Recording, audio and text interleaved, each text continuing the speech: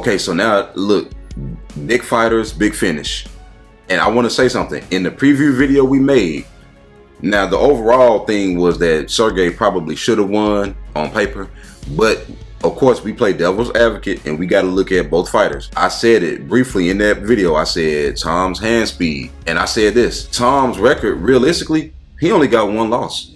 He got one loss early in his career, just like Sergei got one loss. It ain't like Sergei is that much better. And I also said this was going to be a first round fight. So even though Tom was taking this fight on short notice, it ain't like they finna go 25 minutes. But more than likely, it was going to end in the first round. That's what I told you. And you disagreed with me. I said Sergei has to get Tom in the second round. Because you said it wasn't against UFC caliber of opponents. But at the same time, we've seen Sergei win decisions before in the past. Because he had an 85% finish rate. And Tom had a 100% finish rate. You know, that means Sergei can get the job done by decision. And Tom is so dangerous, man. He's so powerful and strong. You have to get him to the second round. Well, the reality is, like, I'll be first to say I was wrong about Tom. But I've been telling you for a long time, man. And luckily we got videos of me talking about this. I think the old video we made last year with Tom, Aspinall, and Curtis Blades, which I thought Curtis was going to win, but you've been saying it for a while. You just didn't know if Tom was elite or not. Because you always said you just need to see him fight somebody in the top 5 before you make your decision. You didn't say he was bad, but you just said you needed to see something. And you actually said before the fight, you said this is what the Tom and Sergei fight is for, to see how elite Tom is. Because I was like, is Jon going to beat Tom? And you was like, we don't know. We're going to see. This fight is going to answer a lot of questions. And speaking of Jon, I just want to make it very clear. We have to stop this. MMA fans let one night of fights change history. Jon Jones is the greatest of all time. And I know there's a lot that goes into that. We'll make another video about that and go into detail. But the general consensus is it's between him and DJ. More people lean to Jon Jones. Why do every year there's another fighter that's supposed to be the one to beat Jon Jones? And now it's Tom Aspinall. But Tom has certain tangibles that Jon kind of struggled with.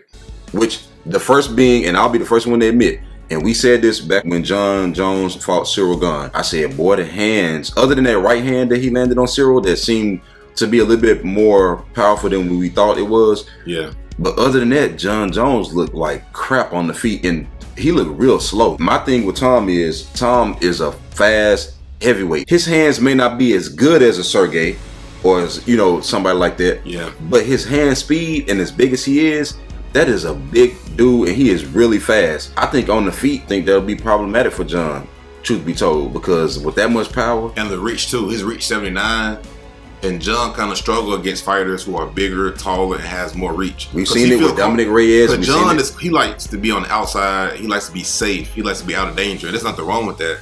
But against certain opponents, it looked like if they were a little bit taller, if Rampage was about 2 or 3 inches taller, it looked like maybe he could have landed. A little bit more reach. The reason why I think Tom has a chance against Jon is because his style too. You also gotta understand, realistically, you're gonna have to put pressure on Jon. You gotta have to put pressure on him, and then he got the 1-2 that nobody seems to be able to have an answer for. You know, it actually may work because of his speed. And then on top of that, what I was saying is anybody can get submitted. You can be the greatest of all time and get submitted. Yeah, you know, if you get choked out unconscious, you just choke. If Tom can get this fight to the ground, I don't know exactly how he would do that. But the reality is, even as a light heavyweight, Jon been controlling big heavyweights his whole career. Even in the gym, we know that. That's the difference, though, is that people like Tom, but it's different. Jon been manhandling them since he was 20. But what size heavyweights are we talking about? Because when we look at how big Tom is, we talking about these guys who 260 pounds plus.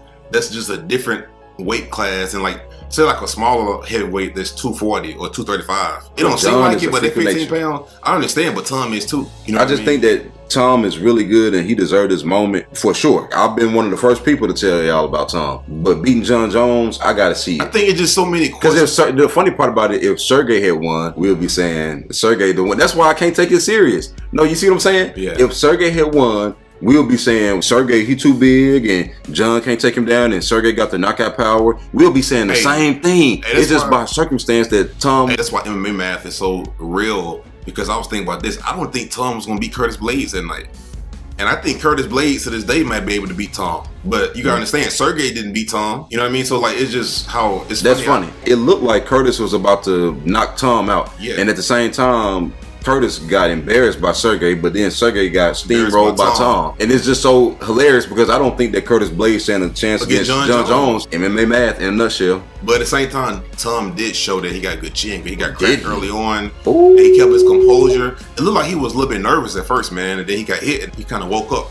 But no, you know, a smart thing he did, he didn't stay in one place when he got hit. Tatu Avasa started swinging back.